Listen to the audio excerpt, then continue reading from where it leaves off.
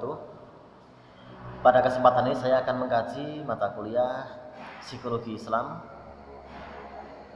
Jadi pada pertemuan yang ketiga ini potensi manusia dalam Al-Quran. Jadi dalam psikologi Islam pun manusia juga memiliki namanya tugas-tugas dalam psikologi Islam. Apa sih yang harus dikaji? Apakah yang harus dipelajari? Apakah yang harus dilakukan? Ini adalah potensi manusia. Manusia memiliki potensi yang luar biasa, melebihi makhluk-makhluk lainnya. Tapi di balik potensi itu manusia juga memiliki kewajiban-kewajiban. Lanjut.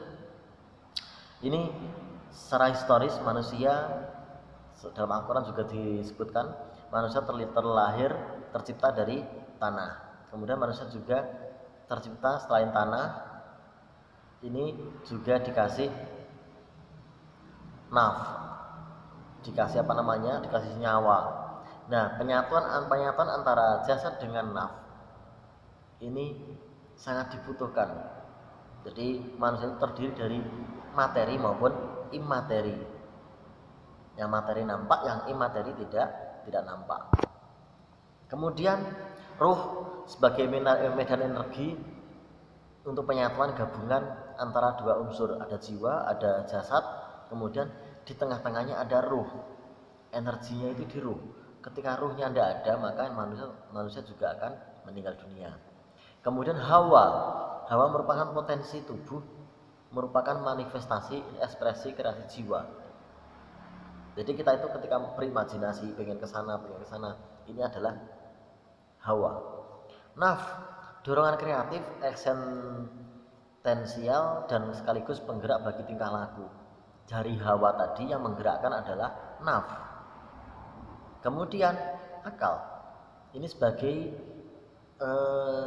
pertimbangan yang logis terhadap apapun yang muncul dalam keinginan hawa tadi memunculkan apa, yang melakukan naf, yang mempertimbangkan ini adalah akal.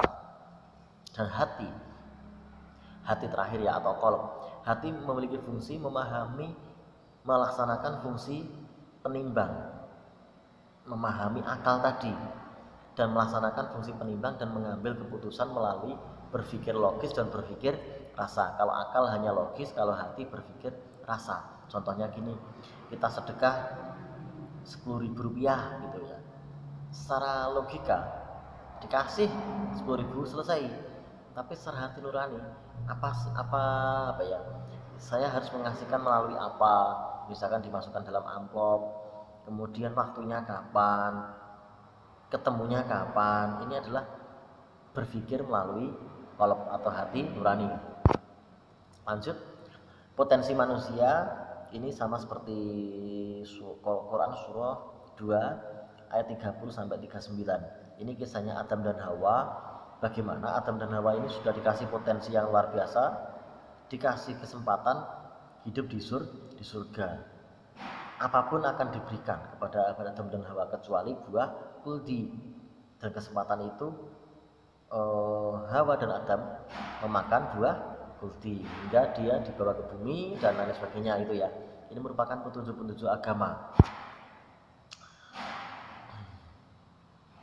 Selain unsur tanah dan ruh tadi, ada unsur lain yang mendukung potensi manusia. Di antaranya ada fitrah. Fitrah itu ya sudah dinaskan tadi, naf, qalb, dan ruh. Apa sih fitrah itu? Fitrah merupakan sudah ada nas manusia sejak semula bawaan, sejak lahir hingga beragama dan lurus ini sudah difitrahkan. Kemudian naf ini adalah tingkah laku manusia. Tadi hawa yang melakukan adalah naf. Hawa itu angen-angen. Yang melakukan adalah naf. Ada qalb ya, tadi sudah kita jelaskan qalb. Nah, semisal ada surah Al-Isra ayat 17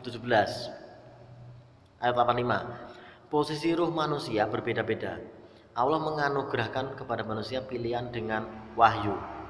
Kepada kaum muslim sebagai peneguh hati atau kekuatan batin, ada juga yang diberikan kepada seluruh manusia. Jadi yang namanya ruh itu letaknya berbeda-beda, tidak sama, tapi kita tidak tahu letaknya ya. Karena itu adalah barang imaterial, kita tidak akan tahu.